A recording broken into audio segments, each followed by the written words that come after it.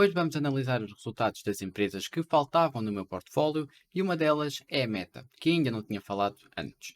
E a outra reportou há pouco tempo a Ulta Beauty, uma das principais posições do meu portfólio que não respondeu nada bem aos resultados, resultando numa queda de 13% no dia após a demonstração de resultados. Mas antes ainda vamos olhar para os resultados do meu portfólio para o mês de maio e no fim vamos olhar rapidamente para o que está a acontecer na economia neste momento. Boas pessoal e sejam bem-vindos a mais um episódio do canal de Investimento Estratégico. Como já é hábito por aqui, vamos começar pela atualização do desempenho do portfólio e ainda o que é que eu comprei desde o último vídeo. Portanto, começando pelas movimentações, eu quebrei a regra de ter 10% de capital disponível no portfólio para comprar Ulta Beauty. E comprei antes dos resultados a um valor bem mais alto do que está agora e depois acabei por reforçar novamente após a queda de 13% depois dos resultados da empresa e isto tudo resultou na Ulta a subir para a terceira posição no portfólio e o capital disponível apenas a ocupar 5% do portfólio neste momento.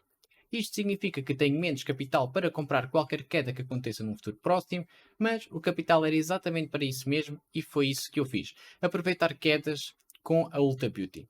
E é possível que volte a recomprar mais algumas ações se descer dos US$ 400. Mas não muito mais, pois já ocupa uma boa porcentagem do meu portfólio neste momento. Agora, passamos para o retorno mensal do portfólio e é o pior mês até à data.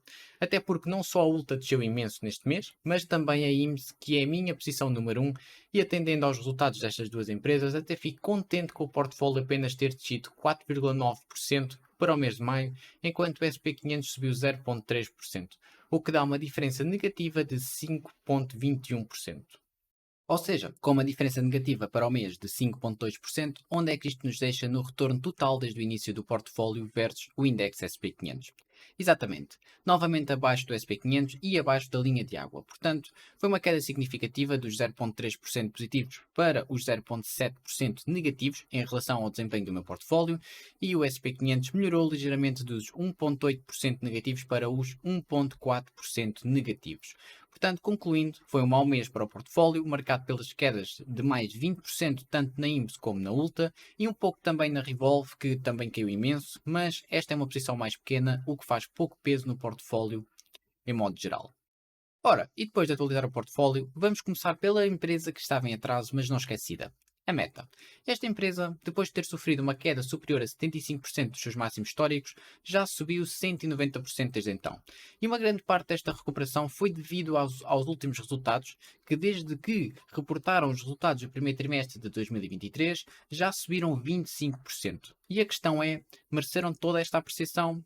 E a resposta é um redondo sim. E vamos já perceber porquê.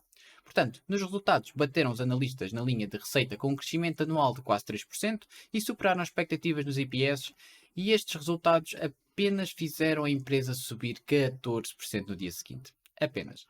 Agora, dito isto, vamos entrar no meu Excel e destacar os altos e os baixos dos resultados deste trimestre.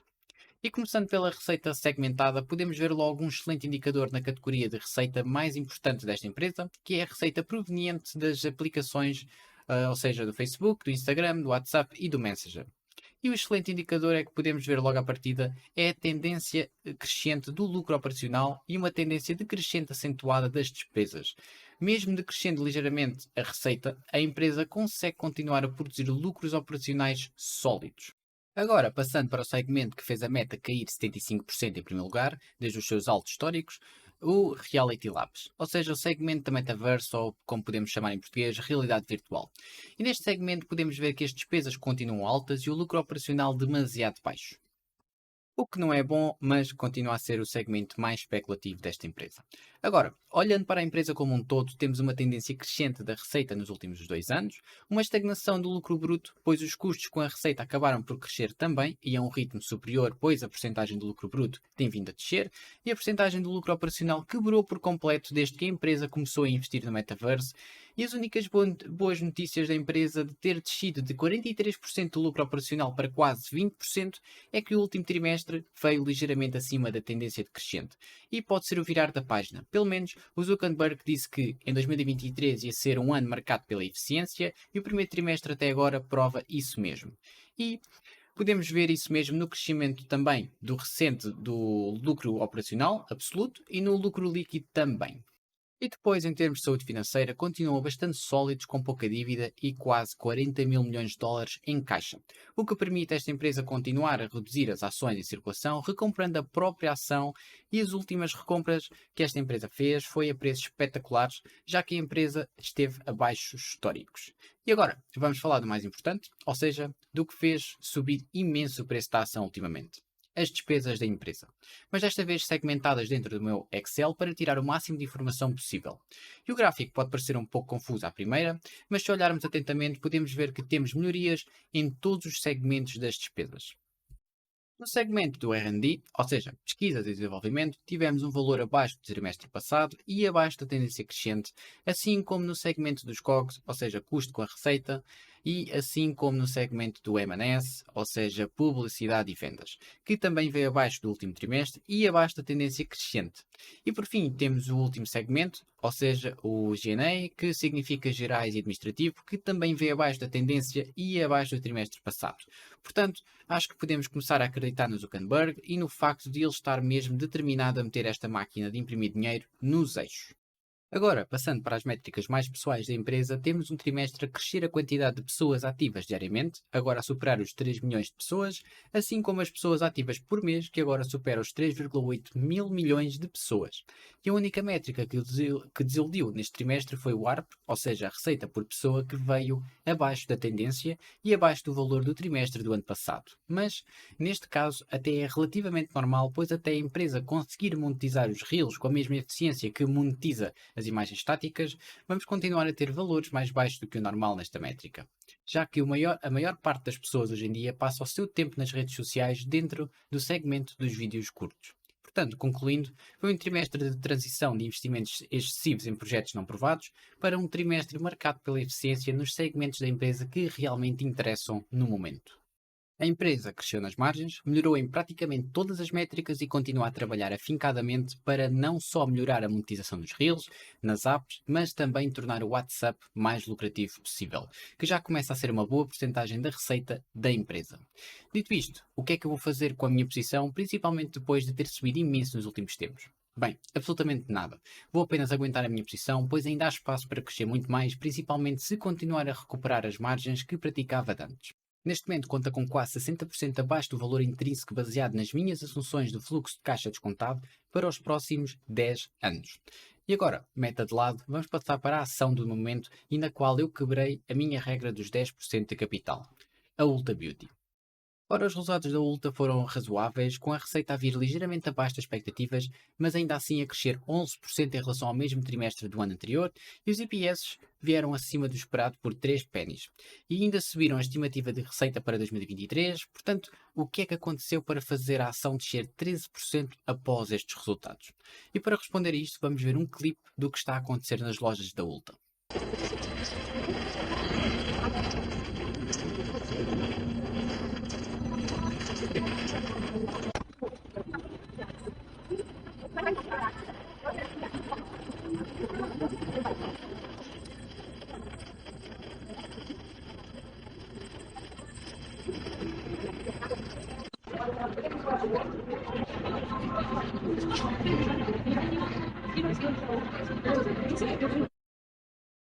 E sim, a empresa caiu mais de 10% depois dos resultados porque as lojas estão a ser assaltadas com bem mais frequência do que costumavam ser.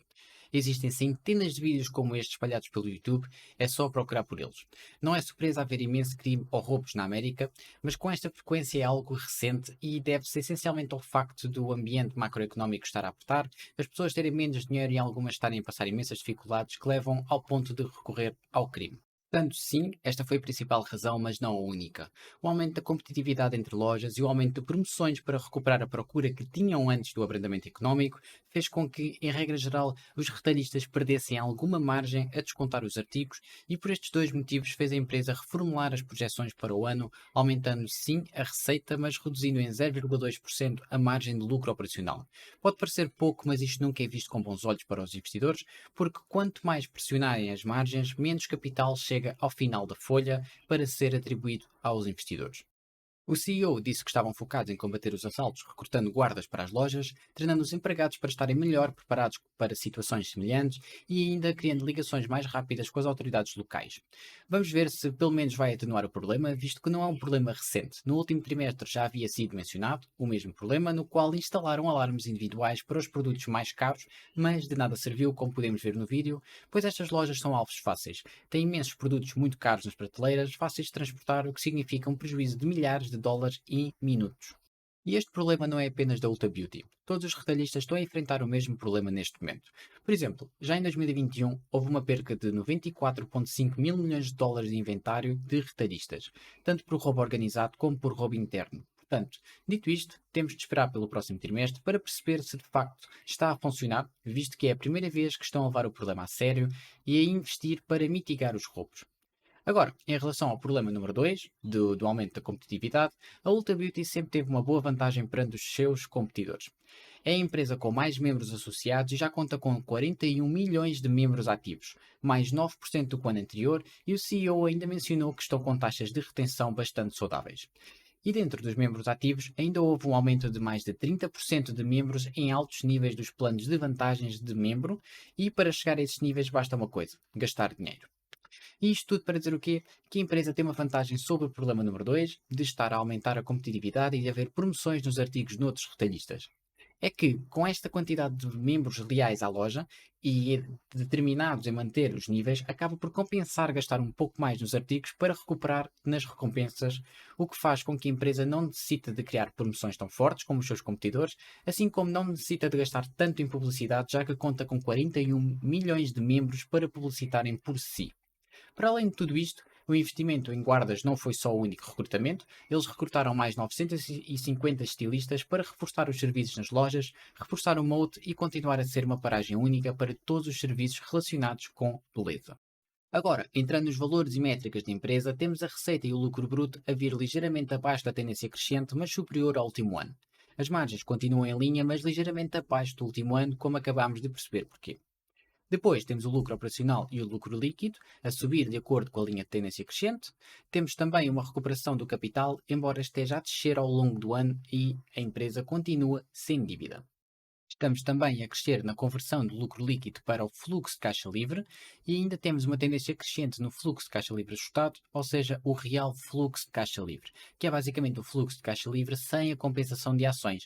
E é ótimo de ver esta métrica a subir, pois sem esta a empresa não pode recomprar ações. E por falar em recomprar ações, a empresa continua focada em devolver aos investidores algum valor e faz essa missão através de uma intensa recompra de ações. E outro fundamento muito importante e positivo para este trimestre foi que o custo do capital não só está em tendência decrescente, como ainda veio bem mais abaixo da tendência, enquanto o retorno de capital empregado e o retorno sobre os ativos continuam estáveis. Depois, o número de lojas continua a subir, na tendência, embora este ano de 2023 tenham anunciado menos abertura de lojas, algo que vão compensar e recuperar em 2024. O número de visitas ao site continua estáveis, o que não demonstra grande perca de volume de tráfego na loja, embora eu tenha pouco volume de informação para poder usar esta métrica de forma mais fidedigna. E depois ainda temos outras métricas que mostram que o negócio está cada vez mais eficiente. Por exemplo, temos o DSO, ou seja, o número de dias que a empresa leva a receber os seus pagamentos, e é bom ver que está cada vez a demorar menos tempo, assim como o DPO, ou seja, o número de dias que a empresa leva a pagar as suas contas, o que é bom não levarem muito tempo para continuarem com uma boa relação com os seus fornecedores, por exemplo. Temos ainda o número de dias de inventário, que indica quanto tempo leva em média um artigo no inventário até ser vendido, e podemos ver que também está em tendência decrescente, ou seja, está a levar menos tempo para venderem os artigos, o que é excelente de se ver. E depois, por fim, ainda temos o CCC, ou seja, o tempo que leva a empresa a receber o capital da venda, desde o momento em que produziu ou comprou a fornecedores um certo artigo. E como podemos ver, está numa tendência decrescente, o que indica que a empresa está cada vez mais eficiente e a levar menos tempo com o dinheiro empatado. Portanto, a empresa continua a ser a mesma, a empresa continua forte fundamentalmente falando, continua a estar num bom caminho mesmo depois de ter tido esta queda de quase 13%, e foi precisamente por isso que eu reforcei a minha posição, reduzindo o capital disponível no meu portfólio. E agora, entrando no fluxo de caixa livre descontado, temos um desconto de quase 5% no intervalo de tempo de 10 anos, apenas com um crescimento de receita a 12% para a maior parte dos anos e com uma pequena expansão da margem do EBITDA de 18% para 20% ao final dos 10 anos. Portanto, parece-me bastante razoável. Dito isto, eu já comprei e sou capaz ainda de fazer um pequeno reforço se baixar um pouco mais.